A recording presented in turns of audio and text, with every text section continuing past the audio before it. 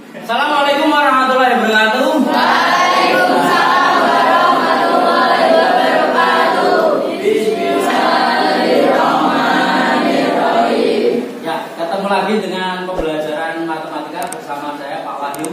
Nah, untuk hari ini sebelum saya memulai memberikan materi pembelajaran, yaitu lebih tepatnya nanti mengenai trigonometri. Ada yang tidak masuk hari ini? Ada. Siapa? Bisa. Oke ya, sama. Nah ini Saada dan Reva. Sama Reva. Tiga, Reva kenapa? Sakit. Reva sakit. Pulang ke Tegal. Tak tahu lah Pak. Kayaknya. Wih. Reva pulang. Gak tahu. Tahu. Ya. Oke ya. Perhatikan untuk hari ini saya akan memberikan materi mengenai trigonometri. Nah, di situ ada gambar apa?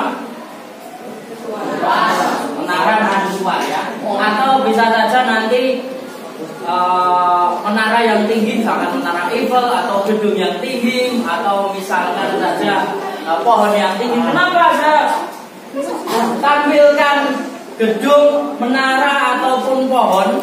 Ya. Nah, untuk selengkapnya, nah sekarang perhatikan. Ada satu permasalahan, yaitu di mana permasalahannya adalah bagaimana cara mengukur tiang bendera atau apapun itu yang tinggi seperti tadi yang sudah saya sampaikan, bisa menara mercusuar, kemudian pohon, kemudian tiang bendera ataupun menara Eiffel, gedung yang tinggi dan lain sebagainya. Cara mengukur tiang bendera, pohon, gedung tanpa harus menggunakan alat ukur atau meteran.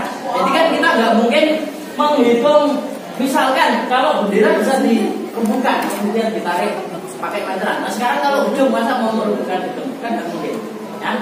Nah ketika kita mengukur dari bawah kemudian ke atas ditarik misalkan benang, baru kemudian diukur, kira-kira lama atau tidak? Lama kan? Ya? Nah itu akan menjadi permasalahan. Di mana permasalahan tersebut ada hubungannya dengan materi yang akan saya sampaikan, yaitu trigonometri. Ya, trigonometri itu adalah artinya itu segitiga, kemudian dan tentang pengukuran. Artinya adalah ilmu yang mempelajari tentang segitiga dan juga pengukurannya. Nah, yang selanjutnya sebelum masuk ke materinya, ini saya sampaikan capaian pembelajaran di bab trigonometri itu adalah di akhir fase E, peserta didik dapat menyelesaikan permasalahan segitiga siku-siku yang melibatkan perbandingan trigonometri dan aplikasinya. Salah satu aplikasinya tadi menghitung tinggi gedung, menghitung misalkan tinggi menara, atau misalkan kalian di atas menara mercusuar, kemudian ada kapal di lautan. Nah, jaraknya kapal tersebut ke pantai itu berapa? Itu bisa dihitung juga, tanpa harus kita menarik tadi, ya, benang atau meteran. Nah, kemudian yang selanjutnya adalah, nah ini pengalaman belajar yang bisa kalian dapatkan pada saat mempelajari trigonometri. Di mana yang pertama mengamati dan mengidentifikasi fakta pada radian dan derajat, kemudian mengumpulkan dan mengolah informasi untuk membuat kesimpulan, kemudian mengamati dan mengidentifikasi fakta pada rasio trigonometri atau perbandingan trigonometri. Nah, perbandingan trigonometri seperti yang sudah kita ketahui, kalau di SMP sudah pernah belum? Belum ya. Nah, jadi perbandingan trigonometri itu nanti ada sinus, kosinus, tangen, kotangen, kosekan, dan sekan. Jadi ada 6 perbandingan pada segitiga siku-siku atau pada segitiga lebih tepatnya, dan lain sebagainya, di mana pengalaman-pengalaman tersebut intinya adalah memecahkan masalah yang berkaitan dengan trigonometri. Nah ini masih ada pengalaman belajar yang lainnya, di mana pada pengalaman belajar yang terakhir pencapaian tertingginya adalah menyelesaikan permasalahan yang berkaitan dengan trigonometri itu sendiri. Nah, kemudian yang selanjutnya tujuan pembelajaran, mengapa kita mempelajari trigonometri? Yang pertama adalah peserta didik dapat membuat hubungan, yaitu sudut dan sisi dari segitiga. Yang kedua, peserta didik dapat memahami dan menentukan perbandingan trigonometri. Kalau saya ngomong perbandingan trigonometri, artinya adalah seperti yang sudah saya sampaikan tadi pada pengalaman belajar, ada sin, cos, tangen, kemudian sekan, kosekan, dan kotangen. Ada 6 perbandingan trigonometri.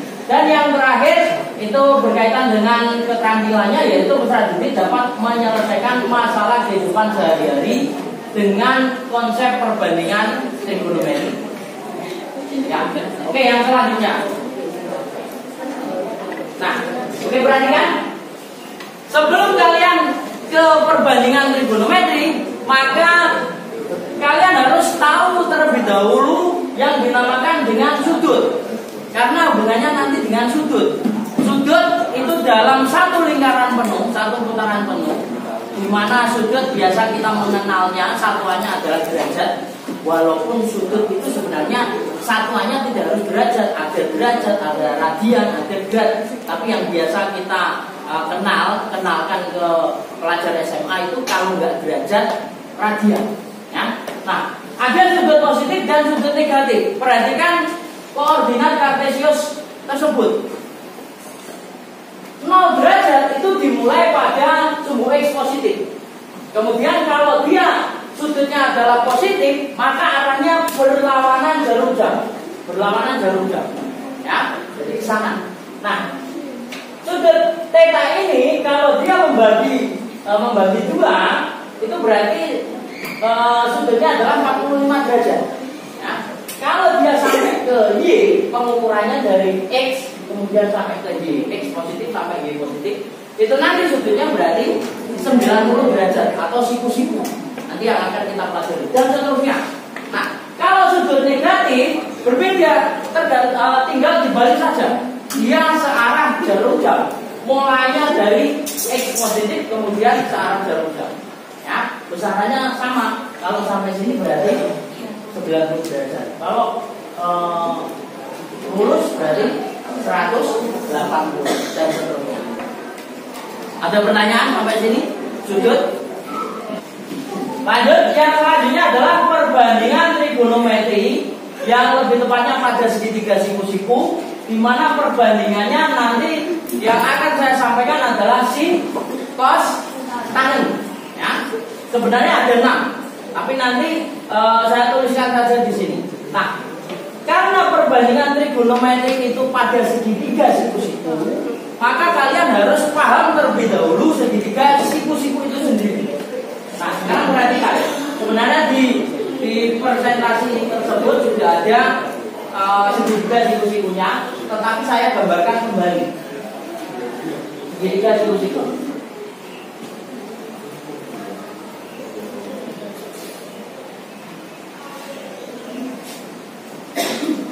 C, ini B, ini A. Gambar yang sama, tetapi saya balik itu aja. Ya, sama saja. Nah, perhatikan. Segitiga siku-siku yang pertama menjadi ciri adalah ada siku-sikunya atau ada sudut 90 derajatnya, di mana titik sudutnya di titik B. Ya. Nah, kemudian pada segitiga siku-siku nanti ada yang dimaksud dengan sisi depan, sisi samping, dan sisi miring. Nah, perlu kalian ketahui yang namanya sisi miring atau bisa disebut dengan hipotenusa itu adalah sisi yang paling panjang dari segitiga siku-siku, atau sisi yang secara sederhana adalah sisi yang tidak ketemu dengan siku-sikunya. Sisi yang tidak ketemu dengan siku-sikunya. Siku-sikunya kan di titik B. Ya. Maka sisi yang tidak ketemu dengan siku-sikunya itu adalah sisi AC, di sisi miringnya. Bisa dipahami? Nah, sekarang kita menentukan sisi depan dan samping. Sisi depan dan samping itu bisa berubah-ubah. Ya, ingat, sisi depan dan samping itu bisa berubah-ubah tergantung sudutnya. Kalau sudutnya misalkan sudut alfanya itu di A, maka sisi depannya adalah sisi yang berada di depan titik sudut A. Ini sisi depan. Bisa dipahami? Maka kalau sisi depan dan miring sudah ditentukan, satunya lagi pasti sisi samping. Nah, ini ketika alfanya adalah atau sudutnya adalah di A. Nah sekarang kalau sudutnya saya rubah, sudutnya di C. Ya, contoh ini adalah sudut gamma. Maka sisi depannya juga berubah. Ingat, sisi depannya berubah, bukan di sini lagi. Sisi depan berarti di depan titik sudut C atau di depan sudut gamma. Ya, maka di sini adalah sisi depan. Sehingga satunya lagi adalah sisi samping. Bisa dipahami? Nah, yang tidak pernah berubah adalah sisi miring. Ini perlu kalian pahami. Pahami terlebih dahulu. Nah, sekarang perhatikan. Saya contohkan dengan segitiga yang lain. Segitiga siku-siku yang lain. Segitiga siku-siku. Ingat, segitiga siku-siku tidak harus bentuknya ini terus siku terus. Itu ya. Nek mau dirotasi, dibolak-balik. Intinya pada segitiga siku-siku ada sudut 90 derajatnya.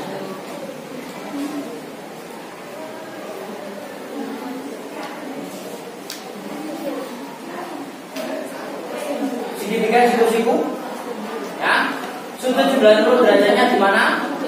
Di L. Pertama tentukan sisi miringnya yang mana? Sisi miringnya yang mana?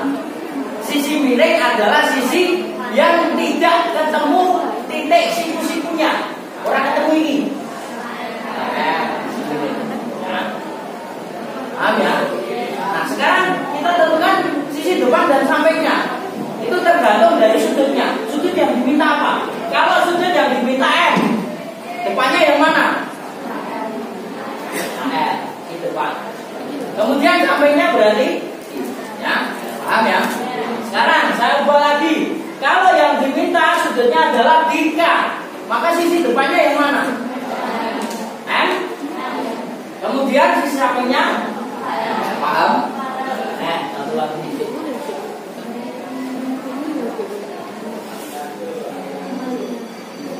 Ini sudah diketahui sisinya, bukan titik sudutnya. Oke ya. Nah sekarang perhatikan sisi miringnya di mana? Sisi miringnya, pinter, mulai pinter ya. Sekarang kalau alfanya di sini, depannya apa? Depannya apa? Berarti ini Samping. Sekarang kalau sudutnya adalah di sini theta, berarti sisi depannya X, kemudian sampingnya Z. Paham? Oke. Nah, sekarang kembali lagi pada segitiga siku-siku. Segitiga siku-siku itu berlaku hukum Pythagoras. Sebelum itu perbandingannya. Nah, di mana sisi miringnya itu adalah akar dari jumlah kuadrat sisi tegaknya. Jadi sisi depan dan sisi samping itu namanya adalah sisi tegak atau sisi siku-sikunya. Kalau sisi miring cuma sisi yang terpanjang. Nah, berarti Pythagorasnya rumusnya adalah saya gunakan segitiga ABC ini, yaitu AC kuadrat sama dengan AB kuadrat ditambah BC kuadrat. Sehingga kalau yang dicari misalkan AB-nya, maka AB kuadrat sama dengan sisi miringnya AC kuadrat dikurangi, jangan ditambah, dikurangi BC kuadrat. Yang ditambah itu ketika mencari sisi miringnya. Ya, itu adalah Pythagoras. Saya yakin Pythagoras di SMP sudah pernah. Nah sekarang ke perbandingan trigonometrinya.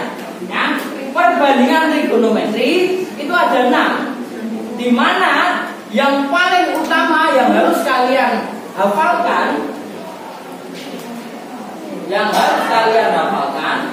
perbandingan trigonometri itu adalah sin alfa, atau bisa disingkat dengan depan per miring atau sin demi. Ya. Yang kedua adalah cos alfa. Cos itu adalah sami. Dan yang ketiga adalah tangen alfa, yaitu desa. Nah sekarang perhatikan, untuk menghafalkannya, sin demi cos sami tan desa. Yuk bareng-bareng ya, bersama-sama. Sin demi cos sami tan desa. Sin cos tan desa. Sin cos tan desa. Tanpa harus campur. Nah, sin apa sin? Cos tan cos tan sin tan. Oke ya, intinya itu sin demi cos sami tan Desa. sin demi cos sami tan desa. Sudah, itu kan hafal berarti gampang. Ya, perbandingan trigonometri mudah. Nah, yang ketiga, keempat, 5 dan 6 itu adalah ada kebalikannya. Ya, kebalikan sin itu apa? Kebalikan sin itu kosekan. Kosekan alfa. Berarti kalau kebalikannya menjadi itu. Kebalikan cos itu adalah sekan. Ya, berarti kebalikannya misa. Kemudian kebalikan tangen itu adalah kotangen. Ya, disingkat kotan. Kotan. Ya, kotangen. Mana kebalikannya berarti menjadi tali. Oke, sekarang perhatikan contohnya. Perhatikan contohnya. Contoh yang pertama adalah tentukan nilai sin alfa, cos alfa dan tangen alfa dari segitiga ABC. Di mana siku-sikunya di mana?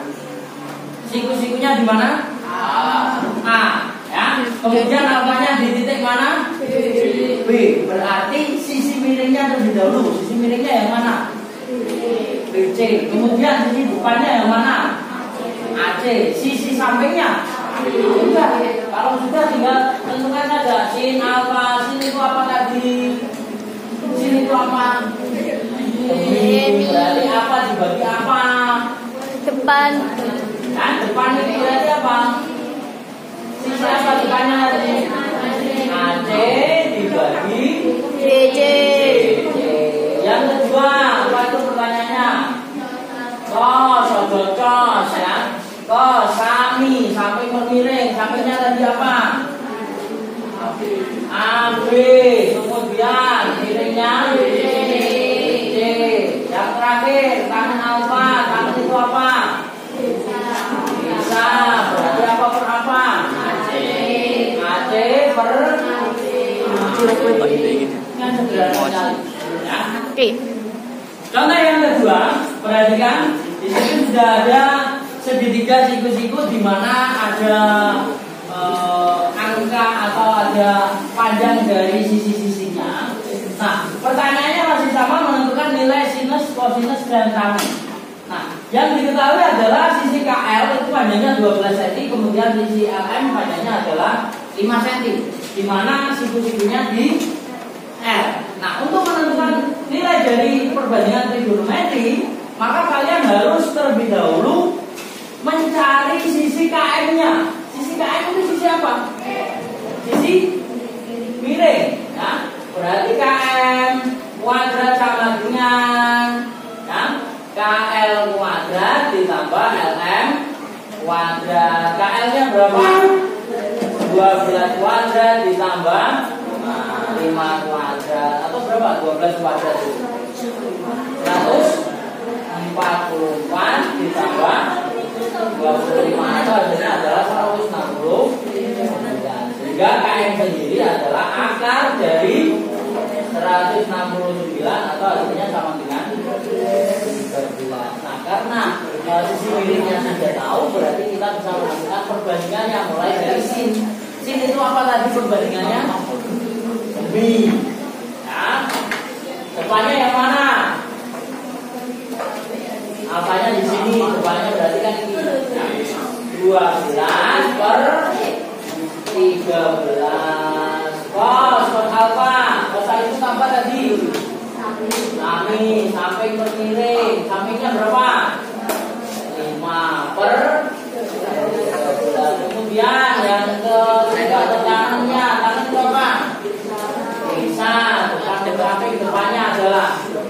12 dibagi 5. Nah, itu adalah jawaban dari contoh soal nomor 2. Nah, untuk yang selanjutnya, silakan kalian bisa mengerjakan latihan soal yang sudah saya share di grup WA kalian. Itu ada modul dari trigonometri, di mana modulnya adalah online di halaman berapa?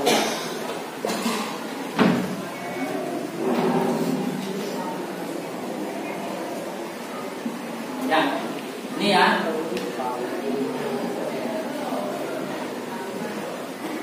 Latihan soal 1 halamannya adalah halaman 7. Contoh latihan soal nomor 2 dan 3 bisa kalian kerjakan.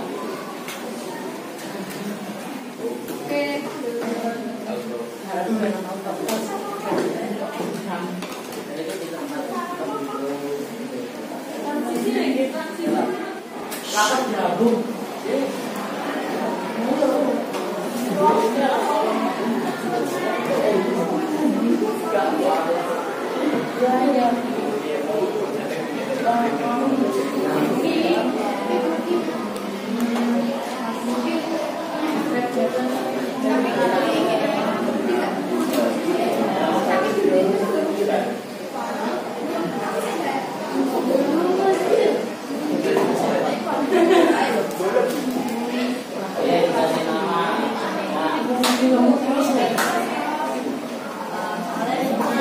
Itu sami berarti sampingnya 8, miringnya adalah 10. Pertama mencari KL ya.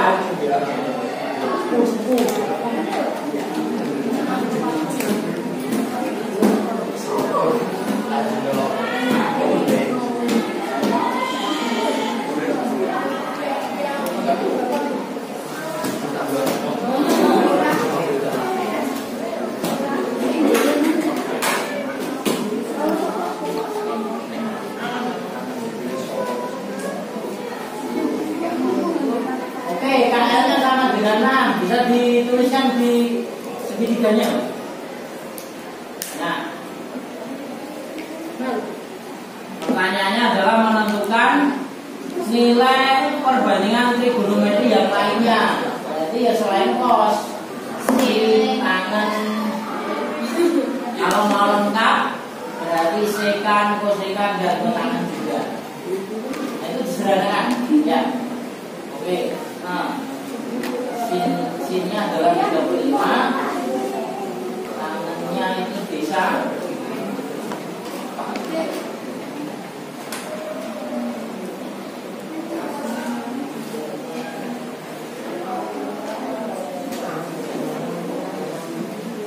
depannya berapa? Depannya 6. Nah, lalu disederhanakan 3/4. Ya, oke ya. Jadi untuk nomor 3A di mana diketahuinya adalah cos P sama dengan 8/10. Sesuai gambarnya itu berarti kita mencari sisi depannya terlebih dahulu atau KL-nya. Nah, setelah ketemu KL maka kita bisa menentukan nilai perbandingan trigonometri yang lain, yaitu nilai sin dan tangannya. Oke. Applause buat Regina.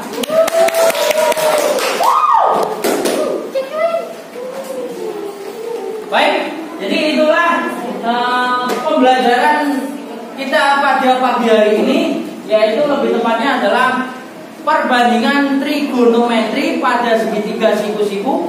Ingat, perbandingan trigonometri di mana sin tadi apa? Sin. Perbandingannya apa? Sin demi cos sami tan desa.